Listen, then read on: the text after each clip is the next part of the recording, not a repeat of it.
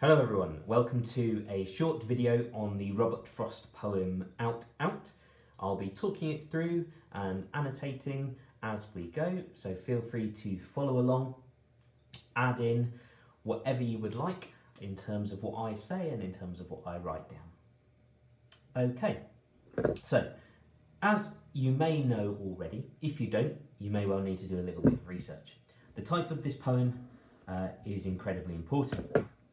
It's obviously a reference to a very famous speech in William Shakespeare's Macbeth,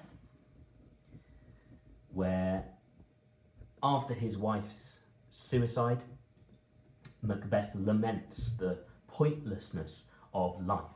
He talks about life being a brief candle, and he does say, "Out, out, brief candle.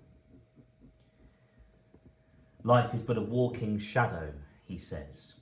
So in that speech, Macbeth is lamenting how pointless life is and how fragile it is. Just like a very brief candle, it can be blown out in a split second. So Frost chooses this tiny little moment from Macbeth's famous speech to title his poem. We can reasonably assume, therefore, that this is perhaps a poem about the fragility of life and how a young life can be snatched away and destroyed in just a split second. So hopefully you've had a read of it already. We're now going to talk through it section by section. It's one stanza, this poem.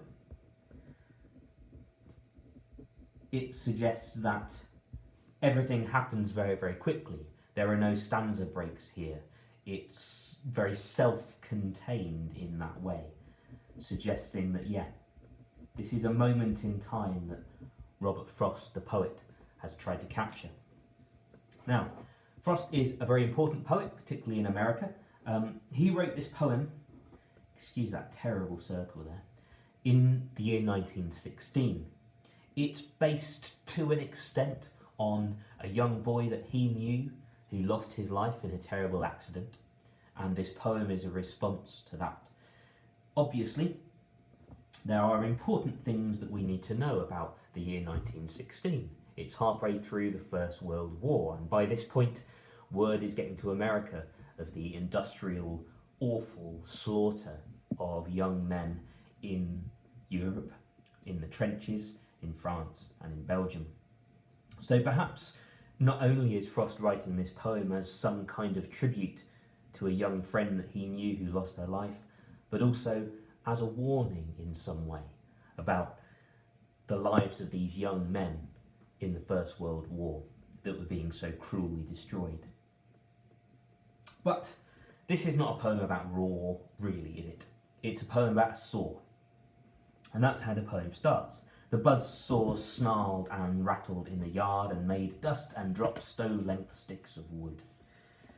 So, we start off with this incredibly obvious personification from Frost, telling us how the buzzsaw is almost alive.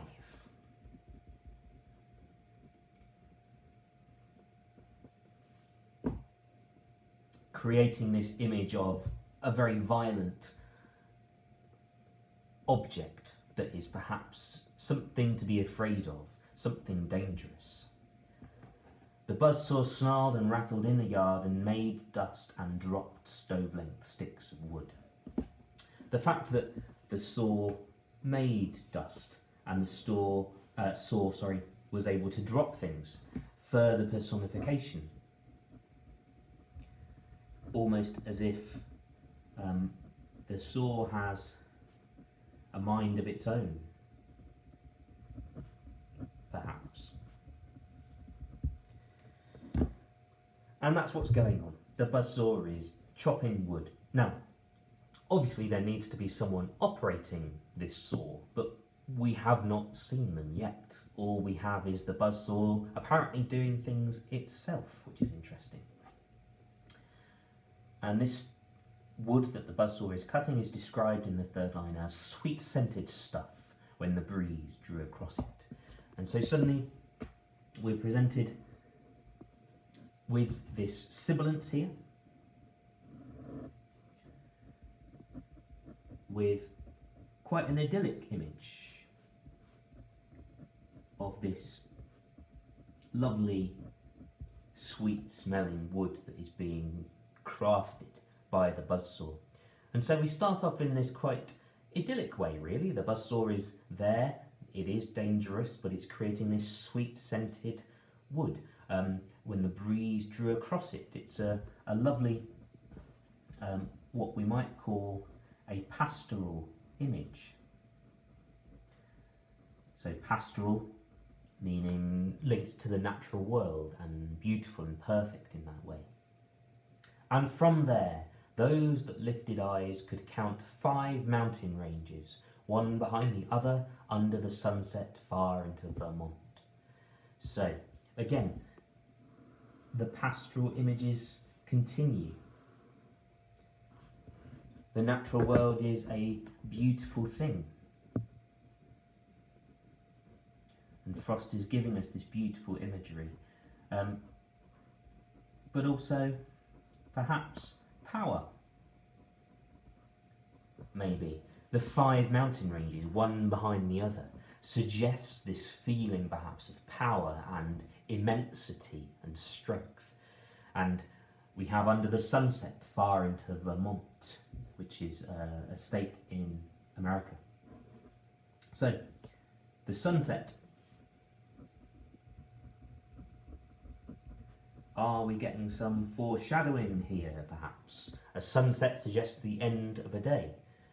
We know from the title of this poem that we might be dealing with the end of a life in some way. So does Frost's use of the sunset foreshadow that loss of life, or that ending of something? And then we come back to the original image from the beginning and the sound. Again, the saw snarled and rattled. Snarled and rattled. We obviously have some very obvious repetition here, and it's repetition in particular of onomatopoeia, isn't it? If you can't quite read that, just Google the word and I'm sure you'll find how to spell it. Snarled and rattled, snarled and rattled. It sounds like what it is describing, therefore it's onomatopoeia, and it serves here to really create that sound of something, as we said, quite dangerous perhaps. And that's the question that the reader is perhaps asking themselves at this point in the poem. Is the saw a dangerous thing?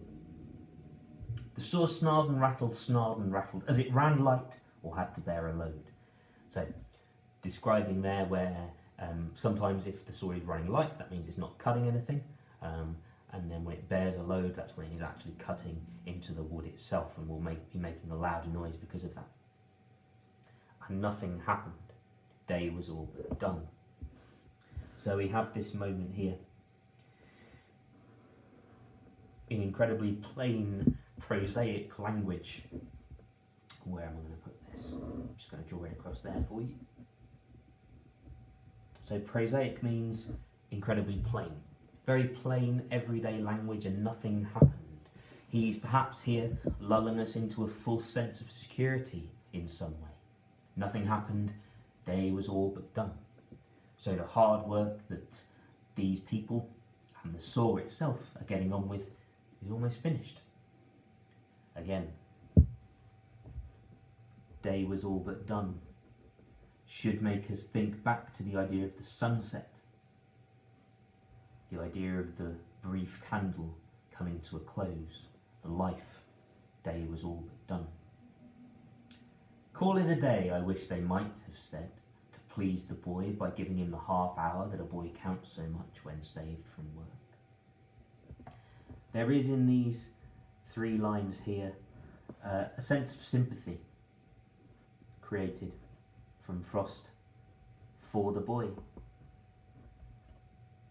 This is the first mention really of the boy in the poem, and it's clear that he is the one operating the buzzsaw. Call it a day, I wish they might have said, to please the boy by giving him the half hour that a boy counts so much when saved from work. in those 3 lines is also the quite sad suggestion that something terrible is about to happen. I wish they might have said, let's call it a day. But obviously, this is not the case. His sister stood beside them in her apron to tell them supper. Again, we're in the realms of this very prosaic, everyday language. It's almost as if nothing bad is going to happen at all. His sister stood beside them in her apron to tell them supper. At the word, the saw, as if to prove saws knew what supper meant, leaped out at the boy's hand, or seemed to leap. He must have given the hand.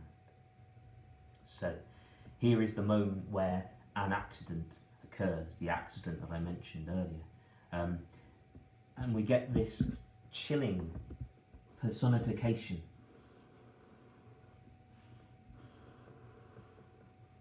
of the saw committing this horrible, violent act.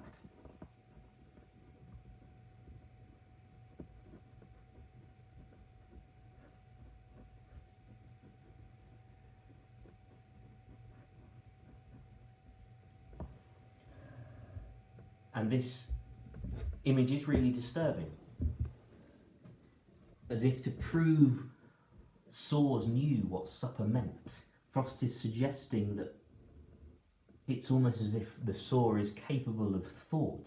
The word, by the way, for someone being capable of thought is sentient. Animals, our pets and things, aren't massively sentient, but what Frost is giving here is this suggestion that the saw is sentient, that it has a mind of its own, as I said before. As if it knew what supper meant, it leaped out at the boy's hand. Here, the very active verb, leaped, suggests that the saw is fully in control of what it's doing, and it's the one doing the leaping out, attacking the boy, or it seems to leap. He must have given the hand. So a suggestion there that perhaps the boy is to blame. Only a suggestion though, and it causes us to question. So is the boy to blame for this accident? However it was, neither refused the meeting, as if they're both capable of thought, as if they're both planning this strange meeting that he uses. I mean, a buzzsaw is this great big metal saw. It's running automatically, probably powered by oil or petrol or something like that. Getting a hand stuck in it is going to cause that hand to just be totally shredded away. And so Frost's use of the word meeting is interesting. We might call it a euphemism. A euphemism is a polite way of saying something grim and disgusting and frightening. So the mangling of the hand is what we might call it, but Frost calls it a meeting.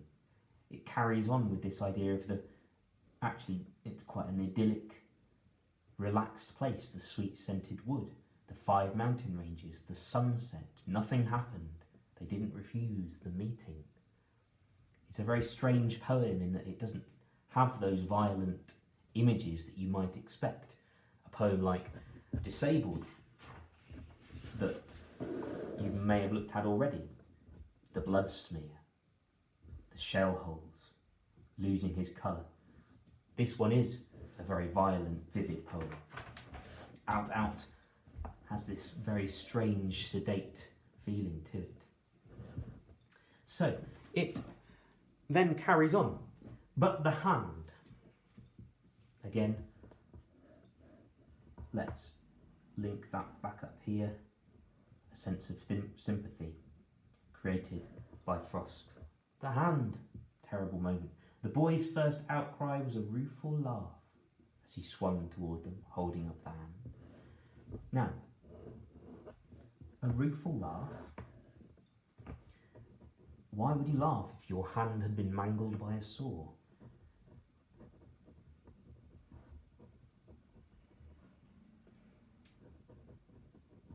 Does he perhaps know that he's dead already in some way? A rueful laugh. "Oh well," as he swung toward them, holding up the hand. And so what Frost is relying on here is our imagination as readers, yes? He's holding up his mangled hand to everyone else. We're not told what it looks like. We have to do the work ourselves, and perhaps that's where the shockingness of it all comes from, and the violence of it comes from our own imaginations. It's interesting here that the boy swung toward them. Does that suggest perhaps a lack of control in some way? Is he dying already? Half in appeal, but half as if to keep the life from spilling. Now, obviously, the thing that is spilling out of this hand that has been mangled on the saw is blood. But Frost calls the blood life. So we have this metaphor. The figurative blood is actually called life. It becomes this very important thing. Then the boy saw all. Since he was old enough to know, big boy doing a man's work, though a child at heart. The boy saw all, an interesting phrase. What did he see, is what we're supposed to think. Did he see his own death? Did he see that perhaps life is just a brief candle, as Macbeth tells us in the Shakespeare play? Out, out, brief candle. Life is but a walking shadow. Is that what the boy saw? We have some more sympathy for him here. He's described as a big boy doing a man's work and a child at heart. Frost successfully here conveys the boy's innocence. Yeah? He saw all spoiled. His life spoiled, the work that he was doing, chopping the wood, everything has been spoiled. And we get direct speech now of the boy himself. Don't let him cut my hand off. The doctor, when he comes, don't let him, sister. If you just have a look here at the use of Frost's punctuation, the dash, the comma, the full stop, the comma, the exclamation mark. Again, the boy is panicking, and we perhaps are supposed to feel some real sympathy for him. Don't let him cut my hand off. The doctor, when he comes, don't let him, sister. And within that, we have that repetition. Don't let him. Don't let him. He desperately wants to be able to perhaps keep the hand, to keep his life, to keep his youth. Remember, he's just a kid. He's a boy, a child at heart. And then we have the one-word sentence of so. A sense of everything being very definite and definitive. So. But the hand was gone already. Again, we get this, just squeeze it in here, this very prosaic language from Frost. The hand was gone already. He just states things, he doesn't describe anything. It's up to us as readers to fill in the gaps and to make this poem as bleak as we might want it to be. The doctor put him in the dark of ether. So ether was what they would have used in 1916 to dull the pain, to put people into this sleep almost, so that they're not experiencing the kind of pain that this boy must be experiencing. The dark of ether seems like he's actually put him into a particular place, into the dark, and this is obviously another metaphor. Being placed into the dark of ether. He lay and puffed his lips out with his breath. So these are the last breaths of the boy that we're getting here. And then the watcher at his pulse took fright. So whichever adult on the scene is looking after him and taking his pulse, either at the wrist or the neck, and then the watcher at his pulse took fright. no one believed.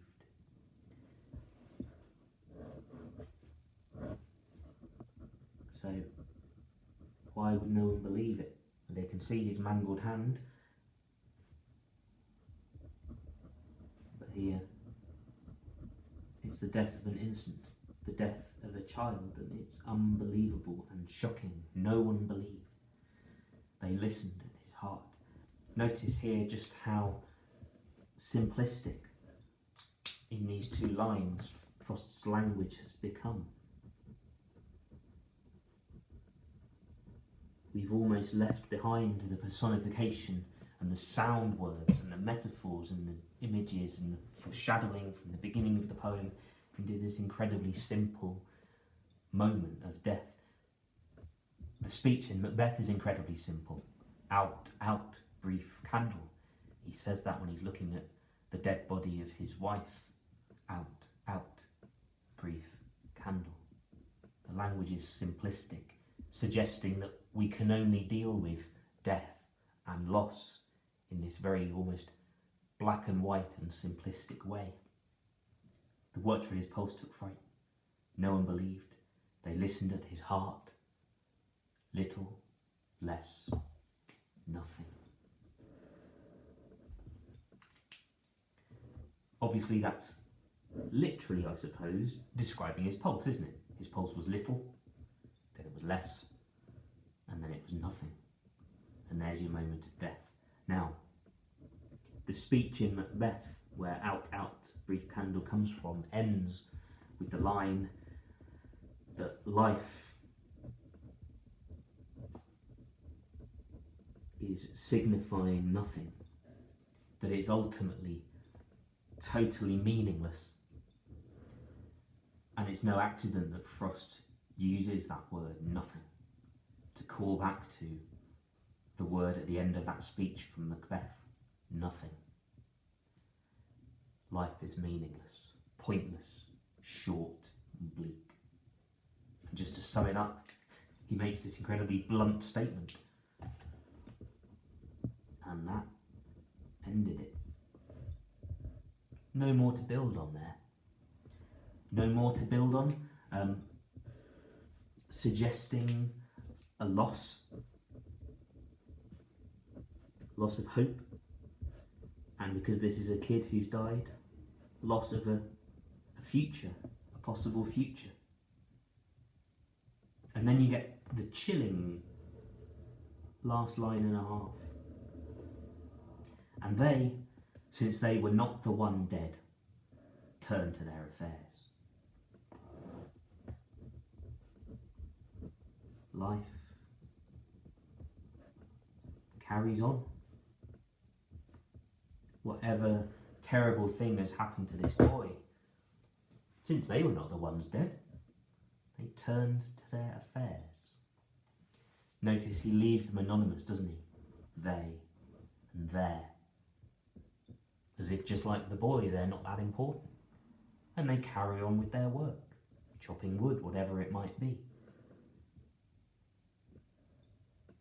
This is a tricky poem. It defies getting a hard grasp on it just because of the fact he doesn't tell us exactly what things look like.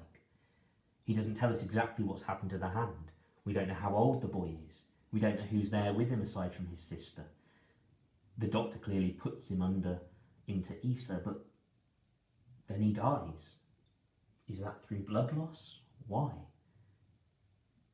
The one thing that is clear, though, is that this is a poem about the metaphorical idea of a brief candle, that our lives are incredibly fragile, and one little moment, being distracted by the word supper, which, funnily enough, occurs right in the centre of the poem, with that one little word, that one little moment, everything is taken away, and life signifies nothing. It means nothing. Well, that's a cheery one. Thanks very much.